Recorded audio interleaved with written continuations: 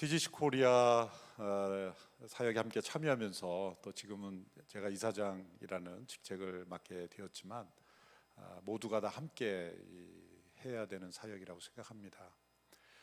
미국에서 시작된 이 이제 운동이 아까 보셨지만 지금 15개 언어 웹사이트 콘텐츠로 확산되고 있는데 어떤 의미에서 미국의 그 복음주의 교회 또 지도자들 신학자들의 컨텐츠를 우리가 이제 아직도 번역하는 그런 소개하는 수준에 머물러서는 안 된다는 그 의식은 다 우리 모두에게 분명히 있습니다. 그럼에도 불구하고 이 세계적인 운동에 우리가 함께 참여하는 것은 저는 이 모임의 중심이 되는 분들 가운데 사실 직접 만나본 분은 존 파이퍼나 또 강의로 많이 하시는 프란시스 첸 이런 분들 또 저희 교회 와서 여러 번 함께 만나기도 했지만 이 가스펠 코올리션에 참여한 이후에는 제가 만나보지 못했습니다만 이 분들의 중심되는 분들의 성향과 방향을 보면 왜 이 사역이 미국 내에서 확장되고 또 전 세계적으로 확장됐는가? 저는 선교적 마인드를 이 리더들이 가지고 있기 때문이라고 분명히 생각을 합니다. 과거에 1970년대, 50년대, 70년대까지 미국의 교회 성장 운동, 또 그 이후에 80년대, 90년대에 이르는 어떤 문화적 운동과 달리 복음적인 교회 운동으로서 가장 건전한 목회자, 신학자들이 함께 연대를 이루고 있거든요. 그리고 이름 자체도 콜리션이라고 한 것이 단순한 어소시에이션 정도가 아니라 콜리션이 보다 더 그 하나된 융합된 형태죠. 그러니까 디나미네이션을 능가하는 그런 연합력을 보이고 있습니다. 전 세계적으로 특별히 미국 같은 나라 교회는 이제 탈 디나미네이션 현상이 뚜렷이 일어나고 있고, 사실 영국은 이미 영국 감리교, 죄송합니다 우리 황성수 목사님, 영국 감리교회는 그 건물 팔아서 지금 유지하고 있고, 최근 제가 미국에서 오시는 감리교 목사님과 대화를 나눠보니까 이제 아마 몇 년 안에 감리교 자체가 문을 닫을 것이다, 그런 이야기도 감리교 목사님이 저한테 하시더라고요. 그러니까 이 탈 디나미네이션, 미국도 역시 이제 교단이 중요한 정체성도 지키지 못하고 혼란한 그런 걸 겪으면서 디나미네이션의 한계를 이제 보여주면서 어쩌면 건강한 복음적 교회 지도자들이 다 이 가스펠 코올리션으로 옮기지 않았나, 그런 생각을 합니다. 교단은 어쩔 수 없어서 있지만 이제는 더 이상 참다가 이제는 새로운 교회 갱신 연합 운동이 필요하다. 그래서 또 가스펠 코올리션의 깃발을 존 파이퍼, 팀 켈러, 또 D.A. 카슨, 이 세 분이 깃발을 들었을 때 우리 박태양 목사님 2번 다녀오셨나요? 국제 미국에서 컨퍼런스를 하면 적어도 8,000명에서 10,000명의 목회자들이 전국에서 모여서 뜨겁게 찬양하고 기도하는, 과거 우리 한국교회 7, 80년대의 부흥회 같은 그런 열기가 지금 미국 교회 지도자들에게서 있다는 거죠. 저는 그분들이 미국 교회에 어떻게 보면 남아있는 7,000명의 바알에 무릎 꿇지 않는 그 사람들이 아닌가, 그런 생각을 하면서, 그래도 복음이라는 단어를 사랑하는 것, 또 이 본인들의 교회 성장만이 아니라 제3세계 이 복음적이지 않은 그런 교회 성장을 이루는 많은 지역에 이 복음적인 컨텐츠를 공급해서 교회들을 일깨우는, 그래서 선교적 마인드, 이 두 가지가 있기 때문에 자신이 복음적이 되려 하고 또 이 복음적으로 목회하도록 선교하도록 컨텐츠를 나누는 이 선교적 마인드, 이 두 가지가 합쳐 있기 때문에 현재 가스펠 코올리션이 현재 영어권에서는 가장 복음적이고 선교적인 컨텐츠를 많이 보유하고 많이 시청하고 있는 그런 이 웹사이트가 된 거죠. 그래서 저희 한국 지도자들에게 함께 연대해 줄 것을 요청해서 이제 우리 박은조 목사님 초대 이사장님 해주시고 이렇게 지금 흘러가고 있는 것입니다. 그래서 지금 현재 가스펠 콜리션의 이사로 참여하신 목사님들은 각자 목회 좀 바빠서 이 취지와 방향을 때로 잊어버릴 수, 우리가 지금 뭐 하고 있는 거지라고 생각할 수 있지만 세계적인 이 복음적 교회 또 선교적 교회 운동의 큰 축에 우리가 함께 연대하고 있다는 면에서 우리가 가는 방향은 잘못된 것이 아니다. 단지 이제 교단을 우리가 무력화하고자 하는 것이 아니라 보충하고 또 교단이 할 수 없는 일을 하는 그런 운동이 되었으면 좋겠다라는 생각에서 이 가스펠 코올리션이 미셔널 처치, 뭐 선교적 교회 운동이란 말은 별로 쓰지 않지만 실제적으로는 선교적인 교회 운동이다라는 생각에서 저는 오늘 간략하게 그 마무리하면서 한 6, 7분 동안 그 제가 로잔 작년에 우리 목회자 대회 때 간단하게 나누었던 선교적 리더십에 대해서 나누고자 합니다. 화면 보여주시죠. 예. 선교적 리더십이라 할 때 저는 그 호주의 몰링 신학교 선교학 교수인 마이클 프로스트가 이 문화 인류학자인 그 빅터 터너라는 분이 사용한 커뮤니타스라는 단어를 인용하고자 합니다. 남아프리카 은덴부 부족에서 성인 2로 넘어갈 때 있던 통가 의례를 조사하면서 그 부족은 아주 독특한 성인 의례를 실시하는데, 그것은 이 성인이 되기 이전의 연령의 그 청소년들을 그룹으로 져서 마을 밖으로, 커뮤니티 밖으로 내보낸다는 거죠. 그래서 그들 스스로 그 한계 상황 속에서, 한계적 상황 속에 서로 스스로 생존할 수 있도록 그 기회를 주고 그렇게 내모는 거죠. 어떻게 보면 위기 상황으로 내모는 그 상황 속에서 그들이 서로 도우면서, 또 가끔 이 성인들이 가서 멘토를 해주지만 스스로 자립할 수 있는 그런 기회를 한계적 상황에 부딪히게 함으로써, 영어 표현을 리미널리티인가 그런 표현을 썼죠. 리미널리티로 이렇게 내몬다. 그럼으로써 이제 삶의 비결을 스스로 터득하게 하는 그 의식, 그때의 이 청소년들을 단순한 커뮤니티가 아니라 코뮤니타스라는 그 단어를 사용했다는 것이죠. 우리 이 시대를 가리켜 사실 많은 사람들이 이제 포스트 크리스텐덤이라는 말을 쓰지만 과연 그런가? 사실은 크리스텐덤의 시대가 과연 있었는가? 그럼 중세가 크리스텐덤인가? 사실은 왜곡된 교회 형태이기 때문에 역사상 사실은 크리스텐덤처럼 보이는 시대는 있었지만 진정한 의미의 크리스텐덤은 역사적으로 없었고, 교회가 강자가 되는 시대는 언제나 교회는 부패했고 또 타락했다는 것. 그래서 초기 초대교회 역사에서 사회적 약자였고 소수였고 힘이 없었고, 그리고 박해 속에 있었고, 또 요즘 중국 교회를 보면 또다시 이제 가정교회로서 존재해 왔다가 이제 조직교회, 어떻게 보면 대형교회로 되다가 다시 시진핑 정부가 핍박을 하기 때문에 이제는 미형교회라고 부른다 그러더라고요. 요즘 중국 목회자들 미형교회. 그거는 거의 그 아주 작은 형태의 그런 그 교회로, 이제는 가정교회도 아닌 그런 교회로 이제 존재할 수밖에 없다. 어떤 의미에서 더 사도행전적 교회로 하나님께서 중국 교회를 몰아가시는 것이 아닌가, 그런 생각을 합니다.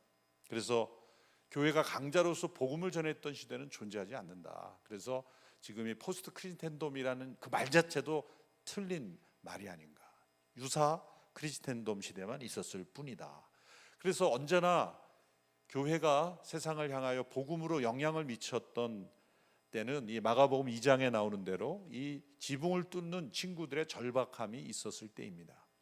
예수님이 가르칠 때 많은 회중이 와서 더 이상 들어갈 수 없었을 때 지붕을 뚫는 그 모험, 도전, 또 그러한 절박함을 가지고 나아갔던 그들이 바로 교회의 모습이었다. 그래서 마틴 루터가 이런 말을 했죠. 교회는 마치 예수님께서 어제 죽으셨고 오늘 죽은 자 가운데서 살아나셨고 내일 다시 오실 것처럼 살아가야 한다. 교회의 이러한 절박한 의식, 선교적 사명감이 회복돼야 된다는 거죠. 이것도 이제 마이클 프로스트의 책에 나오는 단어인데 영어 두 단어를 가지고 이제 이렇게 대조를 하더라고요. 트래블러라는 단어와 투어리스트라는 단어가 있는데 이 트래블이라는 단어는 이 여행하기 어려운 시대에 사용되었던 단어라 그럽니다. 그래서 지도도 없었고 어떻게 보면 지도를 만들러 가였던 사람이고 또 그곳에 무슨 숙박시설도 보장되어 있지 않고 심지어 안전도 보장되지 않는 시대에 미지의 세계를 탐험하는 사람들을 가리켜 트래블러라고 불렀다는 거죠. 그래서 트래블 한다 그러면 굉장히 위험한 일을 하는 사람, 고생하는 사람, 위험을 무릅쓰는 사람이라고 불렀던데 어느 한순간에 이제 교통이 발전하고 안전한 시대가 되면서 이제는 이 트래블이 투어가 된 거죠. 투어리스트는 이제 안전한 환경 속에서 맴도는, 그야말로 우리가 하고 있는 건 거의 지금 투어리스트죠. 트래블이 아니라. 그러니까 단기 선교 가서 정말 모르는 지역에 가서 그 숲을 헤치며 가는, 우리 정민영 선교사님이 인도네시아의 정글 정도 가야 트래블이지. 지금은 이제 인도네시아 가는 것도 투어리스트가 될 가능성이 많은 거죠. 그래서 트래블러인가 투어리스트인가. 교회가 현재 모든 모습들이 투어리스트가 될 때 교회는 능력을 잃어버린다. 교회의 능력은 언제나 트래블러가 될 때다. 몇 년 전인가요? 저희 교회 한 서초 지역의 한 공동체가 이제 괌에서 한 2시간 떨어진 축이라는 섬에 아웃리치를 갔는데, 저는 이제 괌 온누리교회 예배를 들어갔는데 거기서 만난 거예요. 아웃리치를 만난 팀이 와가지고. 근데 이 사기가 충천해서 그렇게 어린아이부터 그 노년을 이르기까지 한 30여 가정이 가족을 데리고 왔는데 그렇게 성령 충만한 모습을 본 적이 없어요. 그래서 그 성령 집회에서 은혜를 받았나 그렇게 생각을 했더니 이제 어떤 일이 있었냐면은 괌에서 비행기로 그 축섬에 내렸는데 모든 짐이 다 다른 곳으로 가버린 거예요. 핸드캐리한 짐 빼놓고는 모든 짐이 어디론가 사라진 거예요. 다른 비행기로 어딘가 갔겠죠. 그래서 그 무더운 날씨에 가벼운 옷만 입고 간 분들이 아무 짐도 없이 그 섬에서 3박 4일을 버텨했던 거예요. 생애 처음으로 남의 칫솔을 빌려서 써보고 속옷을 빌려 입고 핸드캐리 한 사람의 짐을 다 빌려 쓴 거죠. 수건을 빨아서 돌려 쓰고, 하여튼 생필품도 없어서 어린아이 모든 사람들이 다 이 트래블을 한 거예요. 그때 이 사람들이 서초구에서 안락하게 안전하게 살던 사람들이 그런 곳에 가서 쉽게 말하면 이 은덴부 부족이 했던 것처럼 이 호미니타스가 된 거죠. 호미니타스, 한계적 상황에 부딪히면서 그들이 우리가 왜 여기 왔지, 이 고생을 하고 그러면서 트래블을 경험했을 때 그 새로운 경험을 이제 이분들이 한 것이죠. 뭐 역사적 예지만 헤르난 코르테스가 이제 스페인으로부터 멕시코만의 내륙 고원에 도착하여 대륙을 정복했을 때 600명 군사와 12마리 말 11척의 배를 끌고 그 대륙에 도착했을 때 단 한마디 연설, 배를 불태워라. 그래서 돌아갈 배를 불태워 버린 것이 성공의 비결이었다고 합니다. 이제 정리하면서 그러면 이제 복음으로 도시를 변화시키는 이 선교적 교회란 무엇인가? 무엇이 미셔널 처치인가? 많은 정의들이 있고 뭐 선교학에서 있지만 저는 이 마이클 프로스트의 정의가 가장 마음에 와닿았습니다. 목회자로서. 그것은 뭐냐면 하나님의 선교가 예배와 제자도와 공동체를 캐럴라이징하고 쉐이핑하는 것이다. 저는 뭐 선교적 교회에 대한 정의가 정답은 없다고 생각을 해요. 다 읽어보면 정답은 없어요. 뭐 선교를 열심히 하는 교회, 뭐 어떤 분들은 뭐 선교만 열심히 한다고 선교적 교회가 아니다. 자꾸 어렵게 하는 거예요. 선교 열심히 하면 선교적 교회죠. 왜 자꾸 막 이건 아니다, 저건 아니다. 그건 마치 뭐냐면 우리가 선교하기 위해서 비즈니스 한다 그러면 그 비즈니스 에즈 미션 하는 분들은 그거는 그거 아니다. 선교하기 위해서 비즈니스 하는 정도로 되면 선교 자체가 미션이 돼야 된다. 저는 왜 이렇게 어렵게 하는지 모르겠어요. 돈 열심히 벌어서 선교 열심히 하는 분도 잘했다 그래야지. 그거는 비즈니스 미션이 아니고 미션 자체가 비즈니스 자체가 미션이 된다. 그러면 as라는 영어 단어를 어떻게 해석하냐에 따라 이게 달라지잖아요. 영어 잘하는 분만 그럼 선교할 수 있게 되는 거예요. 그래서 제가 그 BAM 세미나 여러 번 참여하다가 포기하고 나는 그 as가 해결이 안 돼서 그냥 나왔어요. 그냥 나는 비즈니스 포 미션이 훨씬 들어오는 거예요. 예. 성도들에게는 이게 미셔널 처치도 마찬가지예요. 뭐 미셔널 처치가 뭐냐? 뭐 그러면 저는 이제 이 가스펠 코올리션이 제대로 된 운동이 되려고 한다면, 그리고 지금 되고 있다고 봐요. 왜? 영어로 할 뿐만 아니라 언어를 번역하고 지금 제3세계의 교회가 미약한 교회에 계속해서 콘텐츠를 공급하고 있거든요. 그런 의미에서는 선교적 교회 운동이다. 그래서 교회의 중요한 4가지 기능을 이제 이렇게 정리한 거죠. 그래서 제가 이렇게 표로 한번 만들어 본 거예요. 모든 교회는 4가지 펑션이 있잖아요. 예배가 있고 제자 훈련이 있고 공동체가 있고 미션이 있어요. 물론 더 세분화하면은 뭐 여러 가지 있겠지만, 근데 예배를 철저히 드리는 교회도 있어요. 그래서 그 예배 속에서 은혜를 받고 제자 훈련도 하고 선교도 하고 공동체도 형성되는 누가 있어요. 그 예배가 캐럴리스트가 되는 교회죠. 그것도 건강한 교회일 수 있어요. 예배를 철저히 잘 지킴으로써 다른 기능들이 쉐이핑될 수 있다는 거죠. 어떤 교회는 디사이플십을 열심히 함으로써 거기서 선교적 헌신이 나오고 예배를 잘 드리고 공동체도 디사이플십도 중요한 캐럴라이즈가 돼 있어요. 어떤 교회는 신방을 잘하고 공동체 목양을 잘함으로써 또 그렇게 될 수도 있어요. 그러나 미션을 처치라고 부를 수 있는 것은 4번째, 미션이 워십과 디사이플십과 커뮤니티를 캐럴라이징하고 쉐이핑할 때 미션을 처치다 이렇게 부를 수 있다는 거죠. 그럼 미션을 처치만 복음적 교회냐? 그렇게 말할 수는 없죠. 예배도 잘 드림으로 결국 열매, 이 균형 잡힌 그 펑션이 일어날 때는 다 건강한 복음적 교회 운동이라 말할 수 있다. 저는 그렇게 정리를 합니다. 근데 문제는 뭐냐면 우리가 건강한 그 복음적 교회라고 할 때 예배, 디사이플십, 커뮤니티, 미션에 25%의 에너지를 동일하게 분할해서 100% 에너지를 25%는 나누면 이게 그대로 적용이 되는가? 실제로는 그렇지 않다는 거예요. 실제 회중으로 들어가면 어느 쪽이 제일 강화될까요? 아마 커뮤니티가 제일 강화될 거예요. 교제와 나눔, 뭐 그 다음에 예배, 그 다음에 디사이플십 이렇게 되죠. 그래서 실제 경험적으로 볼 때는 리더십들은 70-80% 이상의 에너지를 미션에 쏟아 부어야 실제로 회중들에 내려갈 때는 아마 25% 안팎이 되지 않을까 생각을 합니다. 그러니까 리더 자신은 실제 성도들이 느끼는 것보다 훨씬 더 많은 에너지를 미션에 쏟아 부어야만 성도들에게는 아마 균형 잡힌 퍼센티지가 되지 않을까. 그런 의미에서 미셔널 처치 운동을 해야 되고, 가스펠 코올리션이나 시티 투 시티도 다 그런 마음으로 우리가 우리 교회만 성장하고 잘 되는 그런 목회가 아니라 지금 교회도 개척하고 지원하고 또 선교지 교회도 후원하는 그러한 미셔널 처치가 되지 않은 운동이라고 저는 생각을 합니다. 선교적 삶은 위험한 일이다라는, 이거는 뭐 다 아시는 메시지니까 생각하고, 교회는 이 세상에 존재하는 하나님의 실험 정원이다. 교회가 더 실험 정원이 되어야 됩니다. 하 목사님이 시작하신 여러 가지 선교적 이천 선교사 파송 지원, 한동대학교 설립할 때 도왔던 것, 교회가 60억을 빌려서 지원했고 하 목사님이 개인적으로 40억 원, 100억 가량을 부채를 지고 아직 시작하지 않은 학교를 지원한 것은 사실 목회학적으로는 절대 하면 안 되는 일이었어요.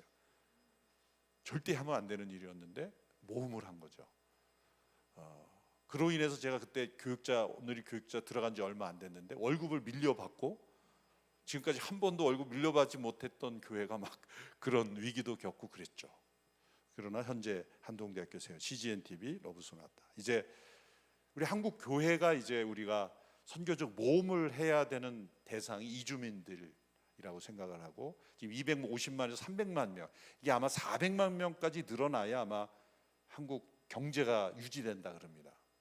그럼 인구의 4분의 1이 이주민이 되는 이 시대에 우리가 과연 이러한 리미널리티에, 어쩌면 이제 교회가 여전히 소수자, 한국 교계가 착각은 우리가 다수였고 우리가 크리스텐덤십, 이 착각이 문제라고 생각을 해요. 저는 우리는 여전히 약자고 약자로서 존재할 수밖에 없는 이 세상 속에서 어떻게 우리는 선교적으로 존재할 수 있는가라고 할 때는 정치가들이 신경 쓰지 않는, 그래도 지금 마음을 열 수 있는 이주민들에게 우리가 다가가서 이주민들을 다 그리스도의 품으로 인도한다면, 그래서 제 꿈은 도시마다 이 지역마다 시나 군 단위로 지금 폐교가 되어 있는 초등학교들을 빌려 가지고 교회들이 연합해서 거기에 이주민 자녀 기숙학교를 하는 겁니다. 지금 이 이주민들이 많은 지방에는 길거리에 돌아다니는 이주민 방치된 자녀들이 너무나 많아요. 그 자녀들을 다 데려다가 잘 먹이고 잘 재우고 보험으로 양육하면 그들은 이중 언어권이 될 뿐만 아니라 이제는 한국 교회의 중요한 자산이 될 것이라고 생각을 합니다. 마지막으로 이 문장만 읽고 제가 마치겠습니다. 헨리 크레머의 이 문장입니다.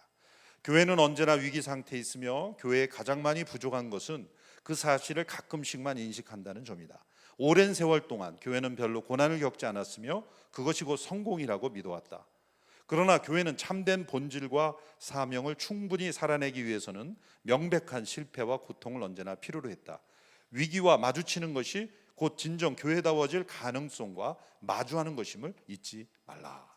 그래서 저는 이 코로나 팬데믹이 교회다워질 수 있는 기회로 하나님이 주신 선물이 아닌가 생각을 합니다. 감사합니다.